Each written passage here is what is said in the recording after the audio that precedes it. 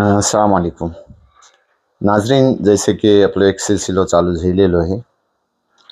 त्याचाही तिसरा टेलिकास्ट आहे उर्दू आणि कोकणीचा.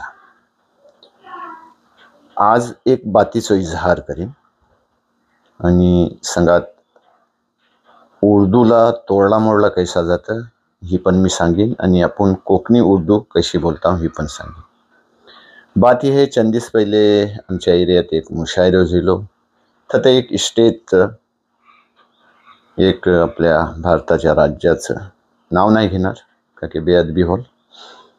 एक शायर हजरत अइलं आणि बोलायला लागलं, कोकण में चूँकि उर्दू इतनी जानी नहीं जाती है, बोली नहीं जाती है. त्याच्या ह्या बातमीने मला मोप शिद्दतशी तकलीफ झाली. अरे, त्याला मी सांगणं इच्छित आहे की ही कोकण है ज्याने की उर्दू अदबला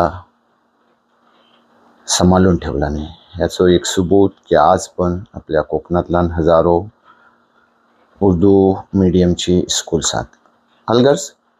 पण त्याला माझ्या ह्या व्हिडिओच्या जरी एकच जवाब असेल की त्यांनी जेव्हा बोललांना कोकणातला उर्दू कशी म्हणजे समजली नाही जात, तर त्याच्या स्टेटला उर्दू कशी बोलली जातं ना, तर पेश आहे त्याचं एक सबूत.